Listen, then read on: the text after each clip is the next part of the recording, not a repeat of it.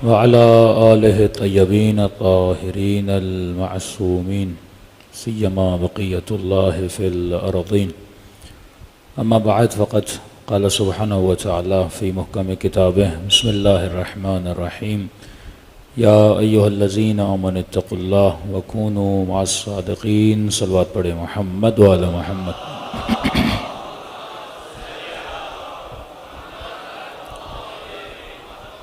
دعا ہے پروردگار عالم ہم سب کی عبادتوں کو اپنی بارگاہ عالی میں قبول فرمائے، اور جو مقصد طہارت لے کر ان مجالس میں تشریف لاتے ہیں خدا ان مقاصد میں بھی ہم سب کو کامیابیاں کامرانیاں نصیب فرما دے.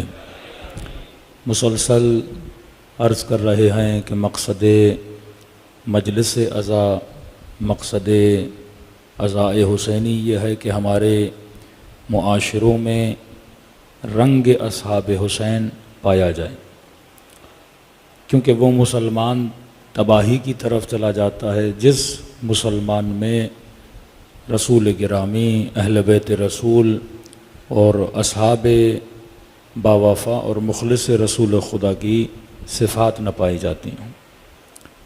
ایک ہی نبی کے گھر میں 4 بیٹے ہیں، ایک بیٹا نیکی کی طرف جاتا ہے، ایک بیٹا برائی کی طرف جاتا ہے. ابتداء خلقت میں خدا نے ہر تعصب کو مٹاتے ہوئے کہ ہمارے ہاں تو یہ ہے نا کہ فلاں کی نسبت فلاں صاحب سے ہے، ابتداء خلقت اللہ نے یہ پیغام دیا کہ شیطان کے شر سے بچو. اپنے نبی کو جنت سے نکال کے زمین کی طرف بھیجا صرف ایک ترک اولا کی وجہ سے، اور زمین پہ بھیجنے کے بعد بھائی بھائی کا قاتل بنتا ہے، یہ سمجھانے کے لیے کہ جب دنیا میں آ گئے اب یہ دنیا حرص کا نام ہے، دنیا لالچ کا نام ہے. مطلب ابتداء خلقت میں باپ بھی نبی ہے، ماں بھی زوجہ نبی ہیں. اب آپ سوچیں گے نا کہ پھر تربیت میں کون سی کمی تھی کہ جن کو پال نبی رہے. تو نبی کا بیٹا اگر گمراہ ہو سکتا ہے تو نبی کا صحابی کیوں نہیں؟ اس میں قطعاً خدا نے کوئی تعصب نہیں دکھایا کہ یوسف بھی نبی کا بیٹا ہے، اس کے بھائی بھی اسی نبی کے بیٹے ہیں. اپنے بھائی کو کنویں میں اتار رہے ہیں. یہ اللہ ہمیں سمجھانے کے لیے پیغام دے رہا ہے کہ ہدایت کا دروازہ، گمراہی کا دروازہ سب کے لیے کھلا ہے. یہ دنیا اختیار کی دنیا ہے، یہاں جبر نہیں ہے. اور خود کہا لن تجد لسنت اللہ تبدیلا، اللہ کی سنت بھی کبھی بدلتی نہیں ہے. بڑے سے بڑا آیت اللہ، بڑے سے بڑا مولوی، بڑے سے بڑا ولی، بڑے سے بڑا مرشد و سید اور یہ کہے کہ نہیں جناب میرے بیٹے تو گمراہ نہیں ہوں گے، تو آپ کہیں کہ جب آدم کا بیٹا گمراہ ہو سکتا ہے تو آپ کا بیٹا کیوں نہیں ہو سکتا؟ جب جناب یوسف یہ کہیں کہ الا من رحم ربی، اگر خدا مجھ پہ رحم نہ کرتا فلیعوذ باللہ، اس گناہ میں گرفتار ہو جاتا. جہاں ید خدا آ جائے، جہاں دست خدا بیچ میں آ جاتا ہے تو انسان گناہوں سے بچ جاتا ہے. لیکن یہ انسان ضعیف ہے. حضرت نوح کا بیٹا، حضرت نوح کی بیوی، یہ قرآن مثالیں دے رہا ہے کہ نبی کی زوجہ بھی گمراہ ہو سکتی ہے، نبی کا بیٹا بھی گمراہ ہو سکتا ہے، نبی کے اصحاب بھی گمراہ ہو سکتے ہیں. اتنی مثالیں خدا دے رہا ہے. کن کے لیے؟ صاحبان عقل کے لیے. کن کے لیے؟ صاحبان شعور کے لیے. پہلی مثال آدم کی دی کہ نبی کا بیٹا گمراہ ہو سکتا ہے. پھر دوسری مثال نوح کی دی کہ نوح کی بیوی گمراہ ہو سکتی ہے. پھر تیسری مثال بھائیوں کی دی کہ بھائی بھی بھائی کا دشمن ہو سکتا ہے، قتل کر سکتا ہے. پھر تیسری مثال پروردگار عالم کس کی دے رہا ہے کہ یہ بات ذہن میں رکھ کہ صحابی بھی گمراہ ہو سکتا ہے. کس نے حضرت عیسیٰ کی چغلی لگائی تھی؟ وہ کون تھا؟ قرآن کہتا ہے عذاباً، خدا نے اس کی شکل حضرت عیسیٰ جیسی بنا دی کہ قوم کو یہ شبہ ہوا کہ حضرت عیسیٰ ہیں اور ان کو سولی پہ چڑھا دیا. یعنی اگر خدا معجزہ نہ کرتا تو حضرت عیسیٰ سولی پہ چلے جاتے. شکایت کرنے والا کون تھا؟ ان کا اپنا صحابی تھا. تو قرآن کی روشنی میں نبی کا بیٹا بھی گمراہ ہو سکتا ہے، نبی کی بیوی بھی گمراہ ہو سکتی ہے، بھائی بھی بھائی کو قتل کر سکتا ہے، اور نبی کا صحابی بھی گمراہ ہو سکتا ہے۔ تو یہ درس خدا نے دیا کہ انسان گمراہی سب کے لیے ہے، پروردگارا تمہاری دربار میں قیمت کس کی ہے؟ فرمایا ان اکرمکم عند اللہ اتقاکم، بس خدا کی دربار میں نہ رنگ، نہ نسل، نہ حسب، نہ نسب دیکھا جاتا ہے، اللہ یہ دیکھتا ہے کس کے وجود میں تقوی الہی ہے۔ قد افلح من زکاہا وقد خاب من دساہا، کامیاب وہ ہے جس نے اپنے نفس کو قابو کیا، کامیاب وہ ہے جس نے اپنی تقوی کو سنبھالا، کامیاب وہ ہے جس نے نفس کی مینجمنٹ کی۔ لہٰذا اللہ کی دربار میں رنگ اور نام و نسل کو نہیں دیکھا جاتا، اللہ یہ دیکھتا ہے کس نے حکم خدا کی اطاعت بجا لائی ہے۔ صلوات پڑھے محمد وآل محمد۔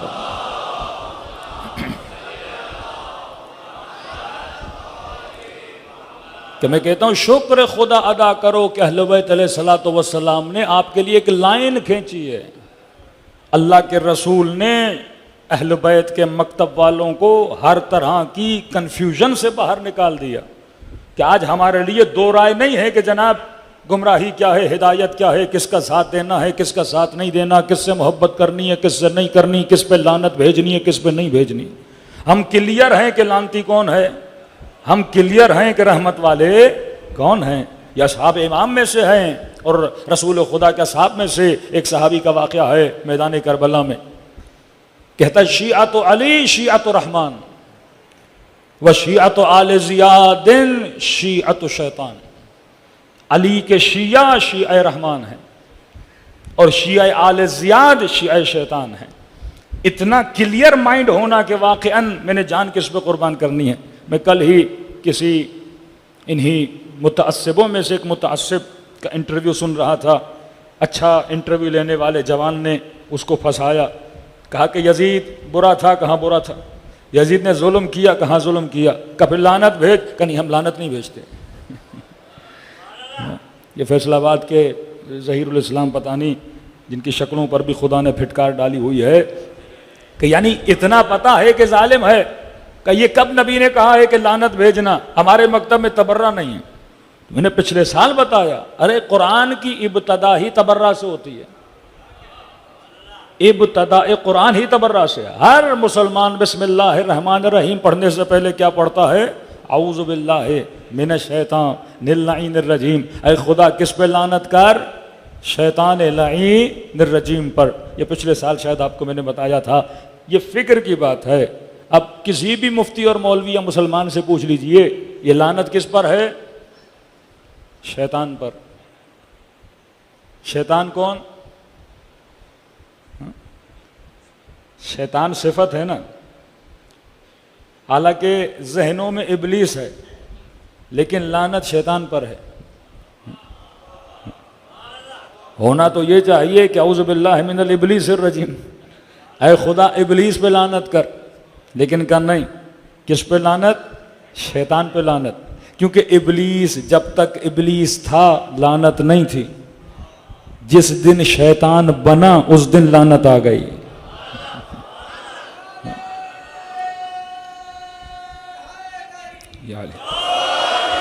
ذرا اور کھول، نو کی بیوی جب تک بیوی تھی لعنت نہیں تھی، جس دن شیطان بنی اس دن لعنت پڑ گئی۔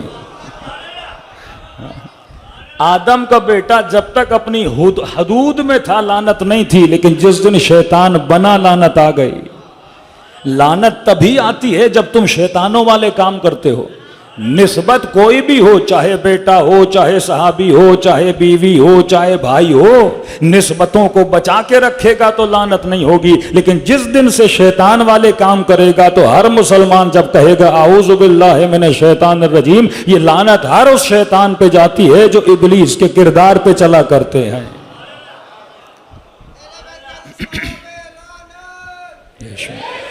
خدا ہمیشہ قرآن میں صفت بتاتا ہے۔ یہ قرآن بے وقوفوں کے لیے نہیں آیا، یہ قرآن ہدی للمتقین ہے، یہ قرآن اولی الالباب کے لیے ہے جو صاحبان عقل ہے، ورنہ بے وقوف خوارج جیسے پڑھتے رہیں گے ہدایت نہیں ملے گی۔ یہاں قرآن پڑھیں گے یا علی کے مقابلے میں آئیں گے، یہاں قرآن پڑھیں گے یا حسین کے مقابلے میں آئیں گے۔ یہ قرآن اسے ہدایت دیتا ہے جو حبیب ابن مظاہر جیسا ہو، جو نافع ابن ہلال جیسا ہو، جو عباس علمدار جیسا ہو، جن کو صحبت ملی اہل بیت کی، بصیرت ملی اور قرآن کو مائے ہدایت سمجھا تو خدا ہدایت دیتا ہے. تو قرآن کبھی بھی نام نہیں لیتا. قرآن صفت جنگ صفت ہے. تبھی آغا آوینی کہتے ہیں کہ عیشیو کبھی بھی تاریخ والے امام حسین کو صرف یاد نہ کرو. کہیں ایسا نہ ہو کہ تم شخصیات کو صرف تاریخ کا ایک حصہ سمجھ کے، جس طرح قومیں اپنے بہادروں کا ذکر کیا کرتی ہیں کہ فلاں بادشاہ بڑا بہادر تھا، فلاں جناب بڑا بہادر تھا، لیکن سوال یہ ہے کہ اس کی بہادری تیرے وجود کے اندر کتنی ہے. اگر حسین کو زندہ رکھنا ہے تو صفات حسین کو اپنے اندر زندہ رکھو. اگر قیام حسین کو زندہ رکھنا ہے تو قوموں کے اندر قیام حسین کی سوچ کو پیدا کرو. کیونکہ ہم مردہ اماموں کے ماننے والے نہیں ہیں، ہم زندہ امام کے ماننے والے ہیں. اے حبیب وَإِذَا رَأَوُا التِّجَارَةَ أَوْ لَهْوًا انفَضُّوا إِلَيْهِ وَتَرَكُوكَ قَائِمًا. اے حبیب جب یہ تجارت کو دیکھتے ہیں قائمہ، تو کھڑا رہا اور یہ تجارت کو دیکھ کے چلے گئے. تو امام ہمیشہ قائم ہوتا ہے، امام کبھی بھی قاعد نہیں ہوتا، قائم ہوتا ہے، کھڑا رہتا ہے. تبھی ہم نے کہا ہمارا مولا پردے غیب میں ہے، مطلب وہ امام قائم ہے. آج وہ بھی صدا دے رہا ہے. تو جنگ صفت ہے. آج بھی کسی بندے پہ ظلم ہوتا ہے، وہ چاہے سیاستدان ہو، وہ چاہے عام بندہ ہو، ظالم کو آج بھی لوگ کیا بولتے ہیں؟ ارے آپ تو یزیدی ہو. اور خود مظلوم ہو جاتے ہیں تو کیا بولتے ہیں؟ ہم حسینی ہیں. تو دنیا صفت کو یاد کر رہی ہے. صفت کا تعلق شیعہ اور سنی سے نہیں ہے. اچھی صفت اگر کافر میں بھی ہو تو قابل تعریف ہے، بری صفت اگر اپنے میں بھی ہو تو قابل تعریف نہیں ہے. تبھی میرے چھٹے امام امام جعفر صادق علیہ الصلوۃ والسلام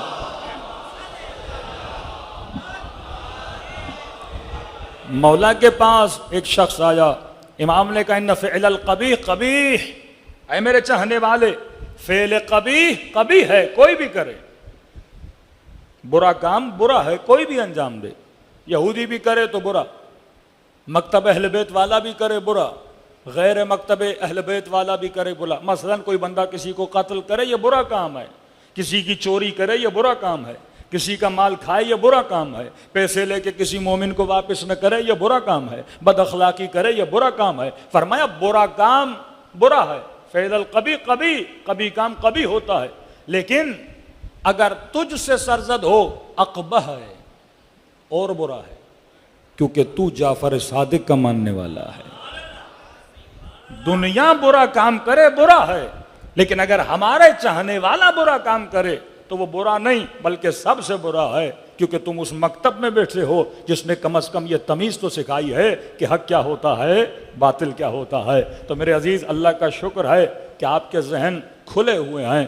یہ جو آج اصطلاح کفار استعمال کرتے ہیں نا بے حیائی کے لیے کہ براڈ مائنڈڈ، جو جتنا بے حیا وہ اتنا براڈ مائنڈڈ.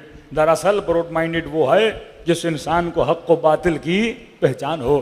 امام حسین فرماتے ہیں اگر مسلمان نہیں ہو تو کم از کم احرار تو بنو، آزاد تو بنو، فکروں کو اپنی غلامی سے آزاد تو کرو، کم از کم اپنی فطرت کی طرف رجوع تو کرو کہ تمہیں پتا چلے کہ حق کیا ہے باطل کیا ہے. واللہ آج ہمارا 10 سال کا بچہ کنفیوز نہیں ہے کہ مجھے لعنت کس پہ کرنی ہے کس پہ نہیں کرنی. اور اتنی کتابیں پڑھنے کے بعد مدرسوں میں بیٹھ کر بھی جب ان سے پوچھا جاتا ہے کہ یزید پہ لعنت بھیجیں نہ بھیجیں، یہ آج تک کنفیوز ہیں کہ یزید قابل لعنت ہے یا قابل تعریف ہے. یہ کرم امام حسین ہے کہ حسین نے تجھے درس اخلاق بھی دیا اور راہ حقیقت کا پتہ بھی بتایا. صلوات پڑھے محمد و آل محمد.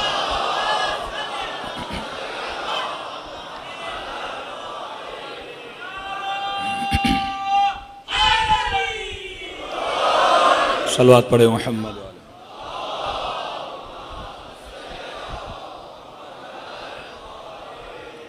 تو ایک صفت آج تمام کرنے پر آ رہے ہیں، وہ تھی صفت بصیرت. یہ بصیرت حسینی ہے آپ کو، یہ بصیرت علوی ہے، یہ بصیرت زینبی ہے کہ آپ کی آنکھیں کھلی ہیں اور آپ کو پتا ہے حق کیا ہے باطل کیا ہے. مطلب ایک ہندو کو بھی پکڑ کے لاؤ، اسے بولو کہ ایک بندے نے اتنا ظلم کیا، وہ بھی کہے گا لانتی تھا. ایک کرسچن کو پکڑ کے لاؤ اور بولو فلاں بندے نے اتنا ظلم کیا، وہ بھی کہے گا لانتی تھا. تو یہ تو ایسے ہیں کہ ان سے جب پوچھا جائے گا کہ فلسطین پہ اتنا ظلم ہو رہا ہے تو یہ تو یہی کہیں گے نا کہ بھائی ہم یہودیوں پہ بھی لعنت نہیں بھیجتے. مطلب کوئی ہمارے ابا کو گالی دے کر چلا جائے، کوئی ہمارے بچے کو مار کے چلا جائے، نہیں ہم تو کسی کو گالی، ہم تو کسی پہ لعنت نہیں بھیجیں گے۔ لعنت کا مطلب گالی نہیں ہے، گالی کی مذمت ہے اسلام میں، لیکن لعنت کی تعریف ہے۔ لعنت کا مطلب جو بندہ لعنتی ہوتا ہے، اس کا مطلب وہ اللہ کی رحمت سے دور ہے۔ صلوات جس پہ آتی ہے مطلب اس پہ اللہ کی رحمت نازل ہوتی ہے۔ تو اللہ نے کیا کہا کہ اے مسلمانوں، ان اللہ و ملائکتہ یصلون علی النبی یا ایھا الذین آمنوا صلوا علیہ وسلموا تسلیما۔ صلوات پڑھے محمد و آل محمد۔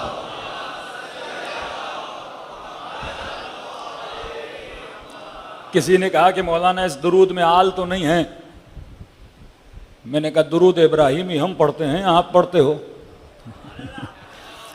درود ابراہیمی پڑھتے ہیں، اس میں آل ہے، لیکن کہتے ہیں اس میں آل نہیں ہے۔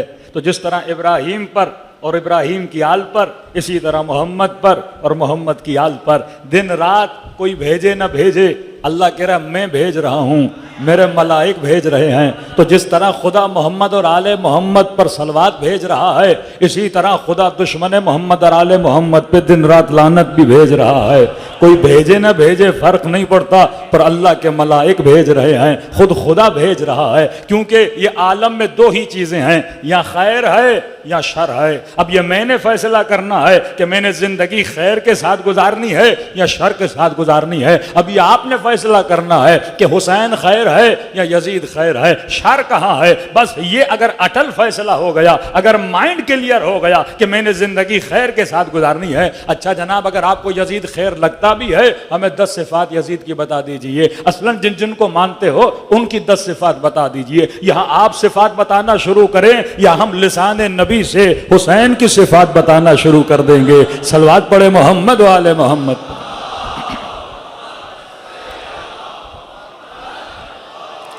محمد وعجل فرجہم۔ اب جگہ جگہ بہانے ڈھونڈ ڈھونڈ کر اگر کسی کو بچانا ہو، لیکن انسان نے ماننا ہی نہیں ہے۔ مطلب شیطان کو اللہ سمجھا رہا ہے، مان نہیں رہا۔ اور کسی شیعہ عالم کو بولے کہ مولانا آپ ان ظہیر الہی والوں کو سمجھائیں، بھائی جب شیطان خدا سے نہ سمجھا، یہ شیعہ مولویوں سے کیا سمجھیں گے؟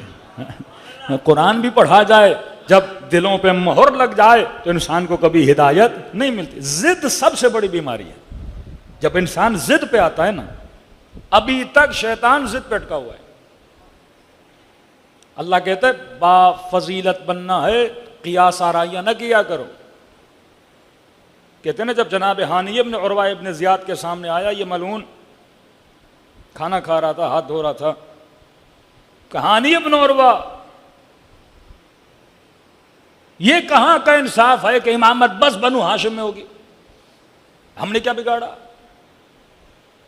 کہ علی امام ہوگا، علی کا بیٹا امام ہوگا، اس کا بھائی امام ہوگا، یعنی 12 کے 12 امام بنو ہاشم میں، کہ ہم نے کیا بگاڑا؟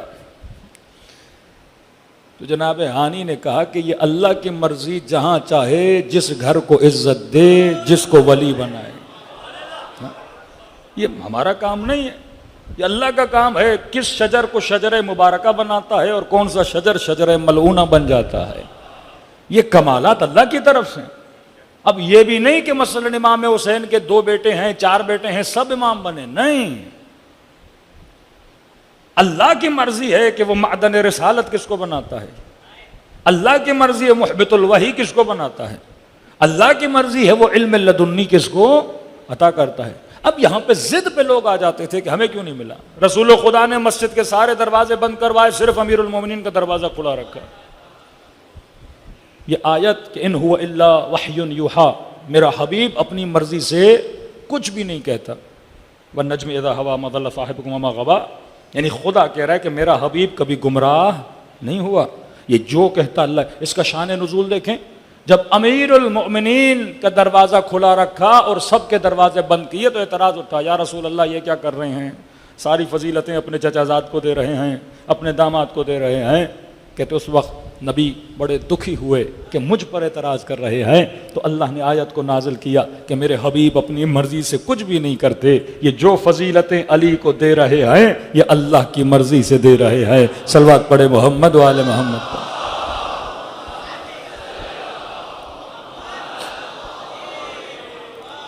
یہ قیاس کی بیماری شیطان کے اندر تھی کہ مجھے آگ سے بنایا، اسے مٹی سے بنایا، لہٰذا آگ زیادہ طاقتور ہے، لہٰذا کسے مقام ملنا چاہیے؟ مجھے ملنا چاہیے۔ ابتداء خلقت میں جو جھگڑا تھا وہ یہی تھا کہ مجھ میں کیا کمی ہے، مٹی والے کو آپ بنا رہے ہو اور میں آگ والا ہوں، مجھے نہیں بنا رہے۔ خدا نے آدم کی جو برتری اور خلافت کی نشانی جو وہاں پہ بتائی وہ کون سی چیز تھی؟ وَعَلَّمَ آدَمَ الْأَسْمَاءَ كُلَّهَا۔ ملائکوں نے بھی سوال کیا، دو طرح کے، ایک لڑائی والا اعتراض ہوتا ہے، ایک آپ سوال کرتے ہو اپنی معلومات کو بڑھانے کے لیے۔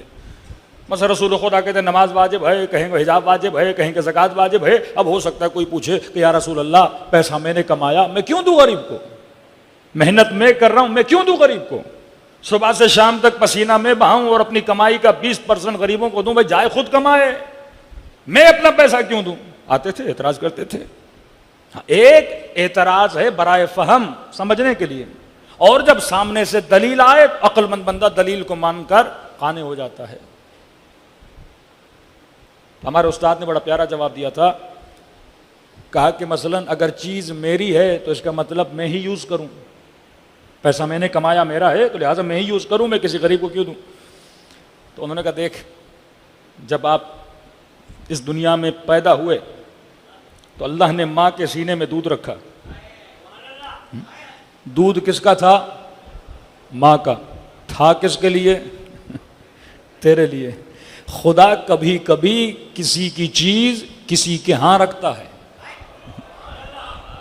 دودھ ماں کے سینے میں، پر ماں کا نہیں ہے، نہ ہی ماں کے کام کا ہے، دودھ دیا بچے کے لیے۔ تبھی فرمایا خدا نے غریبوں کی دولت امیروں کے مال میں رکھی ہوئی ہے، وہ چاہتا ہے تمہارے ہاتھ سے کس کو ملے؟ غریب کو ملے۔ یہ ایک الگ ٹاپک ہے، رزق اور مال کا ٹاپک، پچھلے سال شاید پڑھ چکا۔ تو فرمایا یہ اللہ کی مصلحتیں ہوتی ہیں، کبھی کبھی میرا رزق کسی اور کے ہاتھوں میں رکھتا ہے۔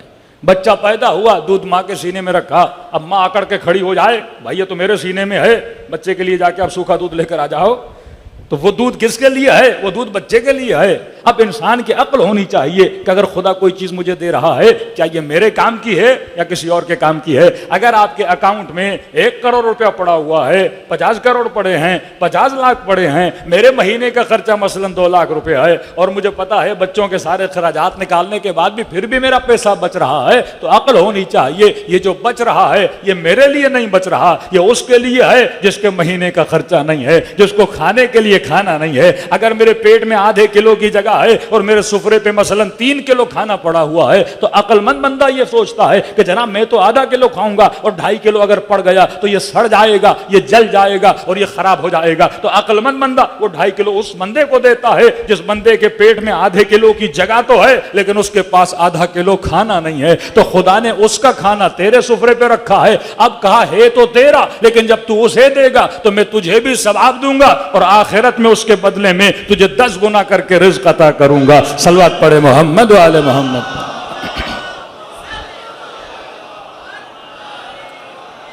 تو بندہ اگر صاحب بصارت ہو، اگر بصیر ہو، وہ خیر کو بھی سمجھے گا، وہ شر کو بھی سمجھے گا، اسے یہ بھی پتا چلے گا میں نے محبت کس سے کرنی ہے، اسے یہ بھی علم ہوگا کہ میں نے نفرت کس سے کرنی ہے۔ آج سب سے بڑا مسئلہ انہی محبتوں اور نفرتوں کا ہے۔ ہم کبھی کبھی ایسوں سے محبت کرتے ہیں جن سے محبت نہیں کرتے۔ انسان کبھی کبھی ظالم سے محبت کرنے لگتے ہیں، جوان کبھی کبھی ایکٹروں سے محبت کرنے لگتے ہیں، سیلیبریٹیز سے محبت کرنے لگتے ہیں کہ مولانا میرے بچے کو فلاں فٹ بالر بڑا پسند ہے، فلاں ایکٹر بڑا پسند ہے۔ یہ غلط محبت ہے کہ یہی نہیں پتا کہ میں نے محبت کس سے۔ ہاں لائک کرنا اور ہے، کوئی اچھا کھیلتا ہے آپ کہتے ہو اس کا کھیل مجھے پسند ہے، کوئی اچھا بولتا ہے آپ کہتے ہو اس کا بولنا مجھے بڑا پسند ہے، کوئی شعر و شاعری کرتا ہے آپ کہو کہ اس کا ہنر مجھے بڑا پسند ہے۔ ہنر کی تعریف کرنا کوئی بڑی بات نہیں ہے، لیکن محبت کرنا، کیونکہ جب آپ محبت کرو گے آپ اس کو فالو کرو گے، اب وہ گندا ہوگا تو گندگی میں چلے جاؤ گے۔ تبھی فرمایا جالس العلماء، نیک لوگوں کے ساتھ بیٹھو، متقیوں کے ساتھ بیٹھو، صلحاء کے ساتھ بیٹھو، زہداء کے ساتھ بیٹھو، اہل بیت کی محفلوں میں بیٹھا کرو۔ اس سے کیا ہوگا؟ جب محبت اچھی آئے گی تو تمہارا کردار کردار کیا ہو جائے گا؟ اچھا ہو جائے گا۔ شمر ایک دن میں شمر نہ بنا، یزید ایک دن میں یزید نہ بنا۔ یزید کی صحبت دیکھو تب یزید بنا، اور علی اکبر کی صحبت دیکھو تبھی علی اکبر بنا۔ ارے اہل بیت کے گھروں میں اکبر کیوں نکلتے ہیں اور ان کے گھروں میں یزید کیوں نکلتے ہیں؟ یہ صحبتیں بتا رہی ہیں کہ کسی کی صحبت ایسی تھی جس نے کسی کو یزید بنا دیا، اور کسی کی صحبت ایسی تھی کسی کو اکبر بنا دیا، کسی کو قاسم بنا دیا، کسی کو عباس علمدار بنا دیا۔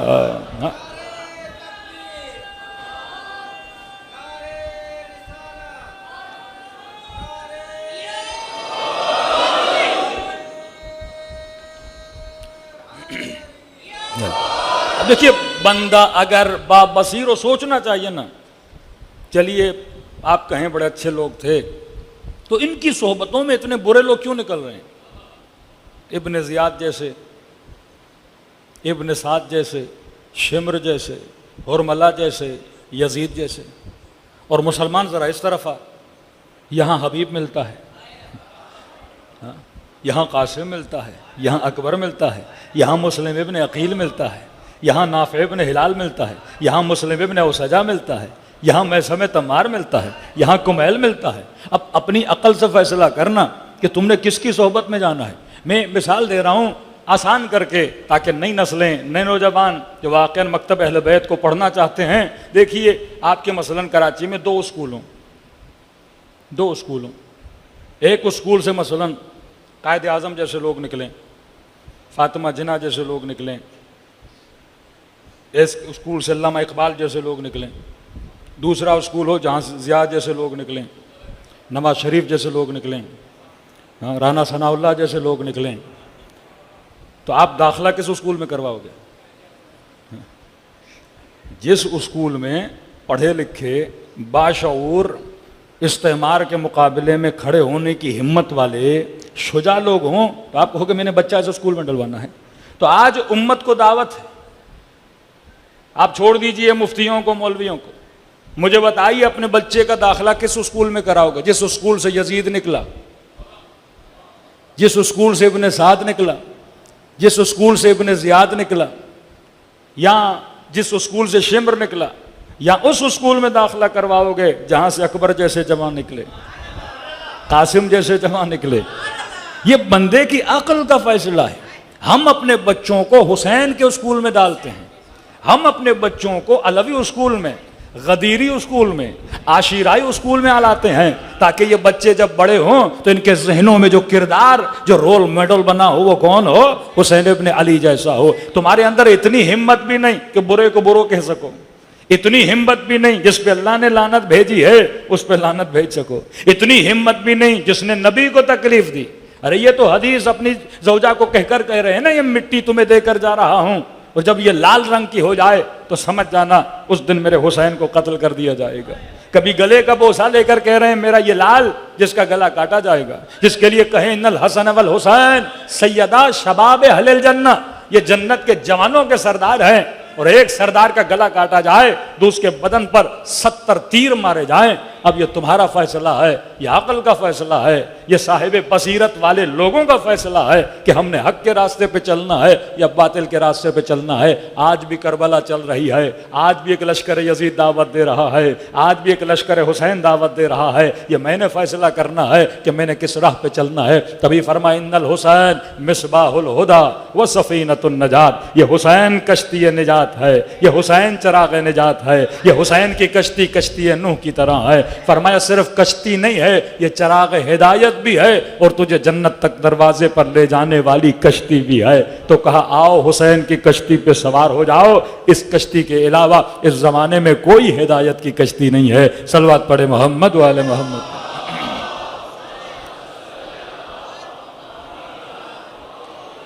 اور ایک الزام جو دشمن نے لگایا کسی اور کو بچانے کے لیے کہ خود ہی مارا اور خود ہی حسین پہ گریہ کر رہے ہیں، کہ کوفی کون تھے؟ الزام لگا لیا کوفی سارے کیا تھے؟ شیعہ تھے۔ 20 سال کا فاصلہ ہے شہادت امام حسین میں اور صلح امام حسن میں۔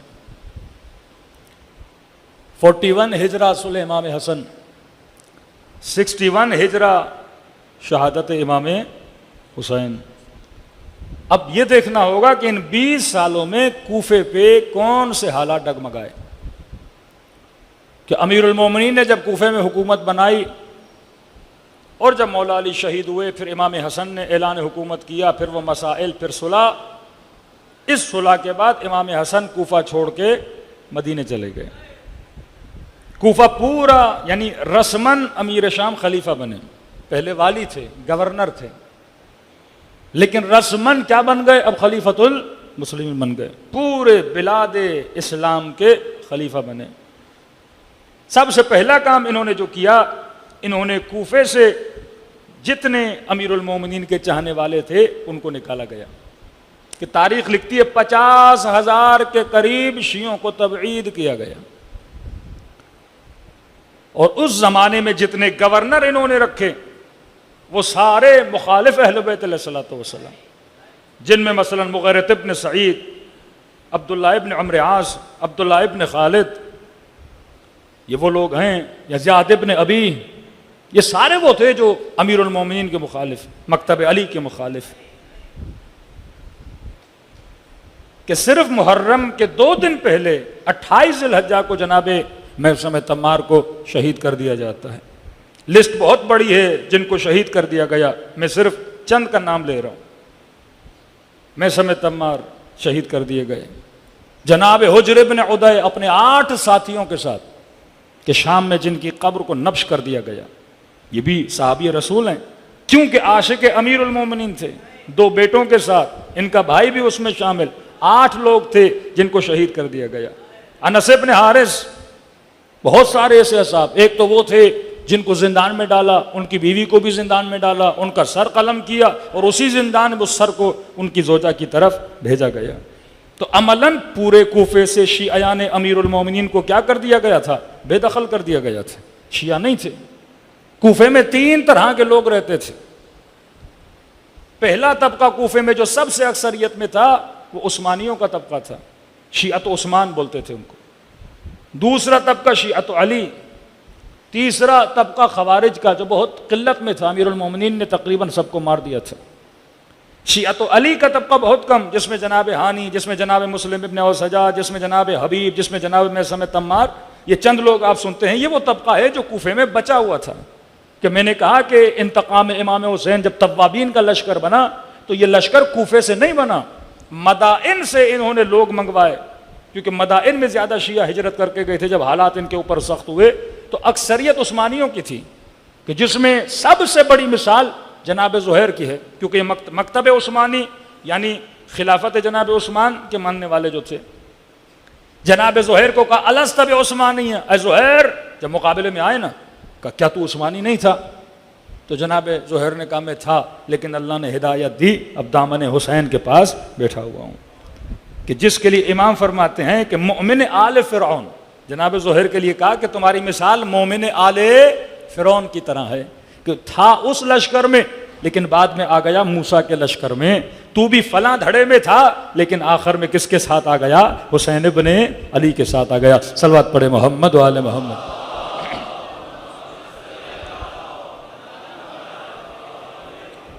تو یہ دیکھنا ضروری ہے عثمانیوں کی صفت کیا تھی، یہ بڑے جذباتی ہوتے تھے۔ یہی لوگ امام علی ابن ابی طالب کے لشکر میں کہ مولا کو کہتے تھے جنگ پہ بھی چلیے، اور جب وقت آتا تھا وہی تلواریں اٹھا کے امیر المومنین کے گلے پہ۔ امام حسن کو کہا چلیے جنگ پر، مولا حسن اب چلنا چاہتے ہیں، پھر بیچ میں بہت جلدی پھسل بھی جاتے تھے اور مسلح امام حسن کے نیچے سے کھینچ لیے۔ امام حسین کو خط بھی لکھا، اب آئیے ہم آپ کی مدد کریں گے، لیکن ابن زیاد نے کہا کہ میں تمہارا جو سبسڈی ہے وہ ساری بند کر دوں گا۔ اور جب پہلا مسجد میں ممبر پر خطبہ دیا، اس خطبے کی وجہ سے یہ سارے ڈر گئے، اور جملے بس یہ تھے کہ میں ایسی فصلیں دیکھ رہا ہوں جو کٹنے کے لیے تیار ہیں۔ گندم کی فصل تیار ہو جاتی ہے نا، کب کٹنے کے لیے تیار ہے، لوگوں کی طرف اشارہ کیا، ان کے سروں کی طرف، کہ ایسی فصلیں دیکھ رہا ہوں جو کٹنے کے لیے تیار ہیں۔ اب لہذا اہل کوفہ نے زیاد ابن ابی کا زمانہ، ابن خالد کا زمانہ، ابن عمرو عاص کا زمانہ دیکھا ہوا تھا۔ ان کو پتا تھا کہ یہ جب ظلم کرنے پر آتے ہیں یہ دریغ نہیں کرتے، وہ سارے ڈر گئے، تو لہذا کہا کہ ہم ساتھ نہیں دیتے۔ یہ سارے جو مقابلے امیر المومنین میں آئے، اگر شیعہ علی تھے تو کیوں کہہ رہے تھے بغضاً لابیک؟ علی کے شیعہ میں کہ دل میں بغض ہوتا ہے، وہ ڈر کے مارے چلو جنگ پہ چلا جائے، لیکن یہ جملہ بولے گا بغضاً لابیک، آپ کے بابا کے بغض میں آپ سے لڑنے کے لیے۔ یہ 20 سال کی ٹریننگ تھی اس شہر کی، جس ٹریننگ کی وجہ سے، جس تفکر کی وجہ سے ان لوگوں کی محبت اور نفرت کیا ہو گئی تھی، مکس ہو گئی تھی، ان کو نہیں پتا چلا۔ جو واقعاً شیعت علی ابن ابی طالب تھے ان کی تعداد بہت کم تھی، وہ بھی اہل کوفہ ہیں، ان کی بھی تعریف ہے کہ میں نے کل شاید کسی مجلس میں ذکر کیا، ایک طرف سے حبیب آ رہے تھے، ایک طرف سے میثم تمار آ رہے تھے، ایک جانتے تھے کہ ہم شہید ہوں گے۔ حبیب نے کہا میثم میں دیکھ رہا ہوں تجھے فلاں کے گھر کے دروازے کے درخت پر لٹکایا جائے گا اور مارا جائے گا۔ میثم نے کہا آپ یہ دیکھ رہے ہو، میں بھی یہ دیکھ رہا ہوں کسی کوفے کے شہر میں آپ کا سر نوکے نیزہ پر ہوگا۔ لوگ کہنے لگے کہ یہ کیسی باتیں کر رہے ہیں کہ تو بھی مارا جائے گا، میں بھی مارا جاؤں گا۔ اتنے میں ایک تیسرا شخص آیا، اسے کہا کہ ہم نے دیکھا کہ یہ بڑی بڑی باتیں کر رہے تھے۔ اس نے کہا یہ دو کون تھے؟ کہ ایک کا نام حبیب تھا، ایک کا نام میثم تمار تھا۔ کہ وہ سچ کہہ رہے ہیں، مجھے یہ بھی بتایا گیا ہے کہ جب حبیب کا سر آئے گا جو لانے والا ہوگا اسے 100 درہم انعام بھی دیا جائے گا۔ یہ جناب میثم تمار تھے جنہوں نے جناب مختار کو زندان میں بتایا تھا کہ مختار کیا ہوگا۔ تھوڑی جناب مختار کی مذمت بھی کی امام حسن والے معاملے میں، ہدایت دی جناب مختار کو جناب میثم تمار نے اسی زندان میں۔ تو کچھ ایسے شیعہ بھی تھے، مسلم ابن اوسجا جیسے شیعہ، اکابر ایک بعض اصحاب رہتے تھے اس شہر میں جنہوں نے کربلا پہنچ کے امام حسین کی مدد کی۔ تو اگر تاریخ کے پہلو میں دیکھا جائے، عمومی طور پر اگر لفظ شیعہ، لیکن عقیدتاً جسے بولا جاتا ہے شیعہ، وہ بہت انگلیوں پہ گننے کے برابر تھے۔ اکثریت جو اس شہر میں رہنے والے تھے وہ شیعت و عثمان کے عقیدے رکھنے والے تھے۔ یا آپ امام حسین کے جملے بھی دیکھیں کہ کربلا کے میدان میں کہ یا شیعت آل ابی سفیان، یہ مولا کا جملہ ہے کہ اے شیعہ آل ابی سفیان، یہ نہیں کہتے اے شیعت علی۔ اب ظاہر ہے جو مولا کے مقابلے میں آئے گا اس کا تعارف حسین کروائے گا، آج کا کوئی مفتی نہیں کروائے گا۔ مولا کہہ رہے ہیں میرے جو مقابلے میں ہیں وہ شیعت آل ابی سفیان ہے، اور اس لشکر والے جب ان کے مقابلے میں جاتے ہیں تو اپنا تعارف کس سے کرواتے ہیں؟ شیعت علی ابن ابی طالب سے کرواتے ہیں۔ صلوات پڑھے محمد و آل محمد۔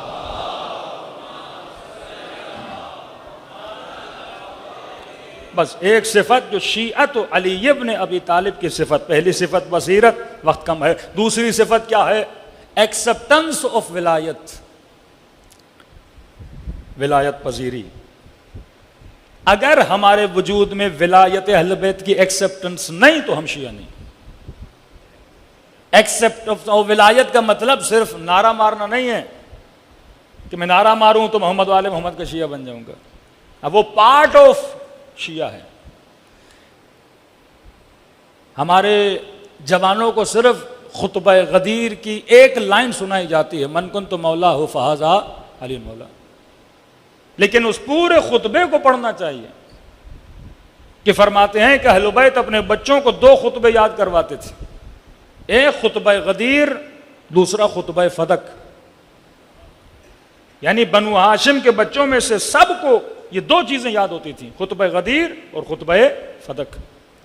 جب آپ غدیر کا خطبہ پڑھتے ہیں، ابتدا اللہ کی اطاعت، امر بالمعروف نہی عن المنکر، ادا واجبات، محرمات سے بچنا، زکوٰۃ کا دینا، حج کا کرنا، نماز کا پڑھنا، آخر میں آ کے رسول کہتے ہیں کہ من کنت مولا ہو فہذا علی مولا۔ اسی طرح جناب سیدہ کا خطبہ پڑھیں، نماز کا ذکر، روزے کا ذکر، زکوٰۃ کا ذکر، توحید الہی کا ذکر، آخر میں جناب سید اپنے مطالبے پر آتی ہیں۔ مطلب اگر ولایت اہل بیت کے ماننے والے ہو، جب تک ادا واجبات نہیں اور نہی عن المنکرات نہیں، تب تک ولایت ہوتی نہیں ہے۔ کہ کسی نے امیر المومنین کو کہا کہ مولا میں آپ کا شیعہ ہوں، امام نے کہا مجھے تمہارے اندر اپنی ولایت نظر نہیں آتی۔ کہ مولا میں نے رسول کے بعد پہلا خلیفہ آپ کو مانا۔ کہ میں مانتا ہوں کہ تو مجھے پہلا خلیفہ مانتا ہے، لیکن بات ہے ولایت کی، مجھے تمہارے اندر اپنی ولایت نظر، ایکسیپٹنس آف ولایت نظر نہیں آتی۔ کہ مولا میں سمجھا نہیں کہ ولایت کا مطلب ہے حکومت، ایکسیپٹنس آف ولایت کا مطلب جو علی کی حکومت کو مانے۔ سادہ بندہ تھا، کہنے لگا یا علی آپ ہیں تو صحیح رسول کے بعد، لیکن کیا کروں ابھی آپ کی حکومت ہے ہی نہیں، تو حکومت کو مانوں کیسے؟ اس کے ذہن میں یہ تھا کہ مولا جب تک تخت پہ نہیں آتے جب تک علی کی حکومت نہیں ہے۔ ہاں میں مانتا ہوں آپ خلیفہ برحق ہیں رسول کے بعد، لیکن آپ کو حکومت ملی تو نہیں، میں مانوں کیسے؟ امام فرماتے ہیں یہ تخت و تاج کی حکومت علی کی نظروں میں مچھر کے پر کے برابر بھی نہیں ہے۔ ہماری جوتی کی قیمت ان حکومتوں سے زیادہ ہے۔ کبھی حیوان کے ناک کے پانی کی مثال دی کہ اس کی قیمت بارزش ہے ان حکومت ہائے دنیا اور کرسی ہائے دنیا کے برابر میں۔ کہ ہماری ولایت کا مطلب یہ تخت و تاج و حکومت نہیں۔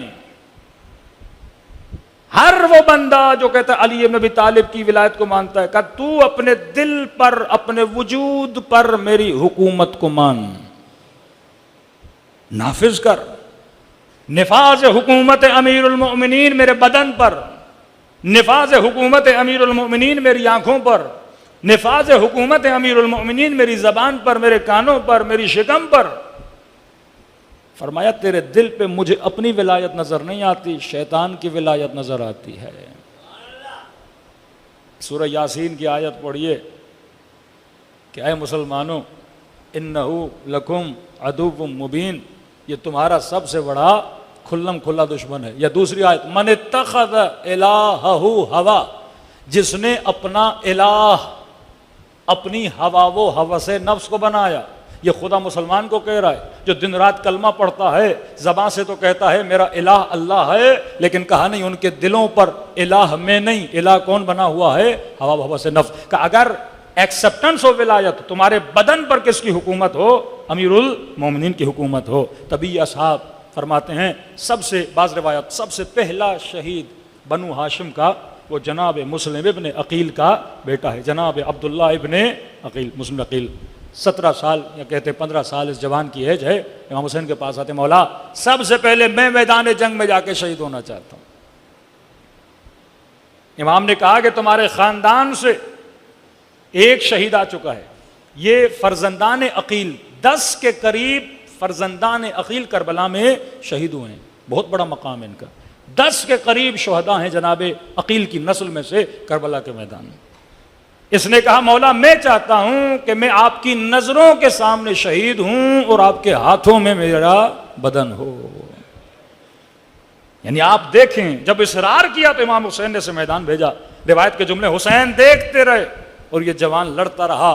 کہتے ہیں ایک تیر اس کی طرف آیا اور اس نے اس تیر کو ہاتھ سے روکنا چاہا، لیکن تیر رکا نہیں، اس کا ہاتھ اور اس کی جبیں تیر نے اتنا زخم گہرا کیا کہ دونوں آپس میں مل گئے اور یہ زمین پہ گر پڑے اور امام حسین اس کے جنازے پر گئے۔ تو یہ وہ تھے جن کے وجود میں کمپلیٹلی ایکسیپٹنس آف ولایت تھی۔ کل میں نے کسی مجلس میں ذکر کیا کہ آدھی رات کو امام حسین علیہ الصلوۃ والسلام جب ٹہلنے لگے اپنے خیام کے پیچھے تو جناب نافع ابن ہلال کہتے ہیں مجھے ایک سایہ نظر آیا، تو میں نے یہ سوچا شاید یہ کوئی دشمن نہ ہو کہ پیچھے سے حملہ کر دے، لہٰذا میں اس سایہ کے پیچھے گیا۔ جب آگے بڑھا تو مجھے پتا چلا یہ سایہ کسی اور کا نہیں، یہ میرے آقا امام حسین کا سایہ ہے۔ اب میں نے کہا کہ یہ نہیں کہ مولا کی جاسوسی کروں، میں پیچھے چلا کہیں دشمن حملہ نہ کر دیں۔ تھوڑا آگے بڑھا تو امام حسین نے کہا نافع تم ہو؟ میں نے کہا جی مولا۔ کہ میرے پیچھے کیوں آ رہے ہو؟ کہ مولا پیچھے نہیں آ رہا، یہ خوف ہے کہ دشمن آپ پہ حملہ نہ کر دے۔ کہتے امام نے میرے ہاتھ کو پکڑا، سامنے 2 پہاڑیاں نظر، چاند کی روشنی بڑی تھی۔ امام نے کہا پہاڑیاں دیکھ رہے ہو؟ ہاں۔ کہ نافع ان پہاڑیوں کے پیچھے کوئی نہیں، اب بھی وقت ہے، جانا چاہو تو چلے جاؤ، میں نہیں روکوں گا۔ شاید چراغ بجھائی، شرم کے مارے بیٹھ گئے، اب بھی دل ہے چلا جا۔ میں نے بیعت اٹھا لی، نافع قدموں میں گرتا، مولا اس زندگی پہ لعنت ہے جو حسین کے بغیر گزرے، جو فرزند زہرا کو چھوڑ کے گزرے۔ امام نے ماتھے پہ بوسہ دیا۔ نافع کہتا ہے واپسی پر خیمے پر جب پہنچے مولا تو امام کی نگاہ اپنی بہن پہ پڑی، جیسے بہن پہ پڑی مجھے کہا نافع تو چلا جا، مجھے بہن کے پاس جانا ہے۔ قصیدہ بہن کے خیمے میں گئے. نافع کہتے ہیں چل ہی رہا تھا تو مجھے خیمے سے سیدہ زینب کی آواز آئی. نہ چاہتے ہوئے ایک آواز کانوں پہ پڑی کہ جب حسین سے ملی کہنے لگی حسین میں پریشان ہوں, کہیں ایسا نہ ہو تیرے ساتھی تجھے چھوڑ کے چلے جائیں. امام نے کہا بہن مجھے اطمینان ہے اپنے ساتھیوں پر. نافع کہتا ہے دوڑا دوڑا حبیب کے پاس گیا. حبیب زہرا کی بیٹی پریشان ہے, ایکسپٹنس و ولایت. حبیب نے سب کو جمع کیا, آ کے سیدہ کے خیمے کے سامنے بیٹھے, کہنے لگے زہرا کی بیٹی جب تک زندہ ہیں تیرے بھائی پر آنچ نہیں آنے دیں گے, ایک تیر بھی حسین تک نہیں آئے گا. واللہ مسلم ابن اوسجا جب حسین نماز پڑھ رہے تھے کہتے اس نے سارے تیر اپنے بدن پہ لے لیے. جناب سعید کہتے ہیں یا حسین کی نماز کو بچانے کے لیے اپنے بدن کو چھلنی کرا دیا. یہ ایکسپٹنس آف ولایت اگر ہمارے وجود میں آ جائے کہ مولا جب تک ہم زندہ ہیں شریعت پر آنچ نہیں آنے دیں گے, دین خدا پہ آنچ نہیں آنے دیں گے, اس طرح دفاع کریں گے جس طرح سیدہ زینب نے کیا. وقت بہت گزر چکا, دلوں کو کربلا کی طرف روانہ کریں, سلام کریں ان ذات ہائے مبارک پر جنہوں نے اپنا سب کچھ راہ خدا میں لٹا دیا. السلام علی الحسین وعلی علی ابن الحسین وعلی اولاد وعلی اصحاب حسین کی صدا بلند ہو. السلام علی حسین وعلی علی ابن وعلی اولاد الحسین وعلی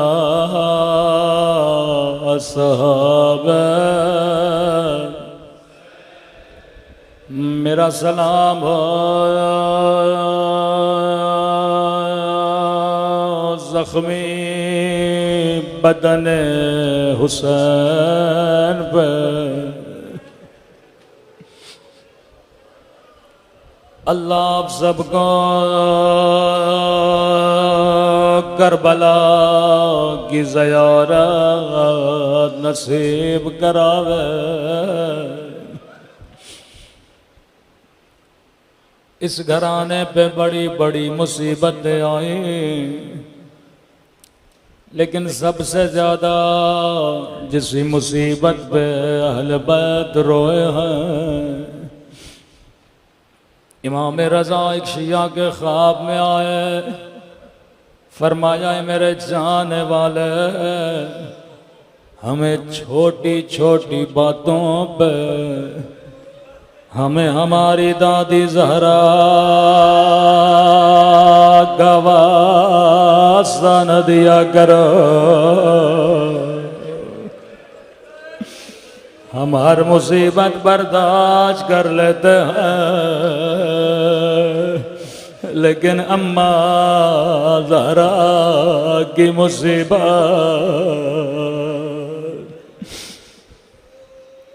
تاریخ میں کئی مصیبتیں ایسی ہیں جو ملتی جلتی ہیں. جس طرح جناب سکینہ کو ثانیہ زہرا کہا جاتا ہے, شباہتیں ہیں کہ سیدہ بھی بابا کے بعد زیادہ زندہ نہ رہی, سکینہ بھی بابا کے بعد زیادہ زندہ نہ رہی. سیدہ نے اتنی مصیبتیں جھیلی کہ جوانی میں کمر جھک گئی. سکینہ نے اتنی مصیبتیں اٹھائی کہ بچپن میں دیواروں کا سہارا لے کے چلتے تھے.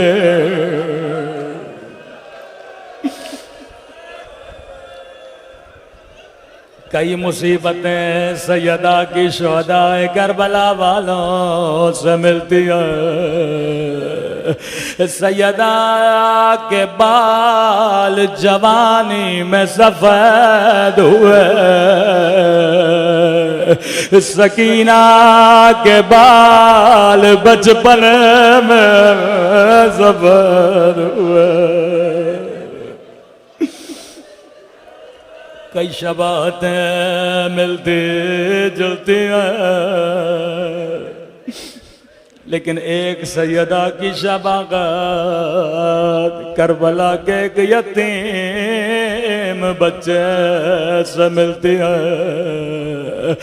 سیدہ کی پسلیاں توڑے گئے, روایت کے جملے ہیں جب حسن کا یتیم گھوڑے سے گرا تو قاسم کو دادی کی یاد آئے, روکے گا بابا حسن میں اماں زہرا کی شبیہ بن چکا.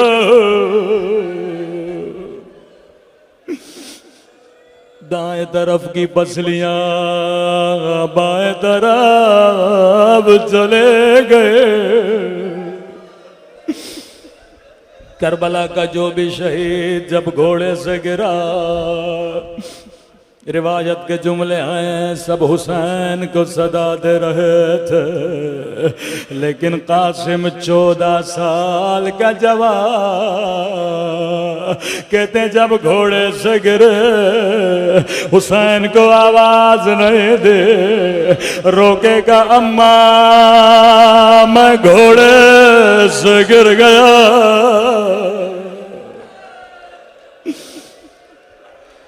ابھی عبداللہ دوڑے دوڑے میدان میں پہنچے.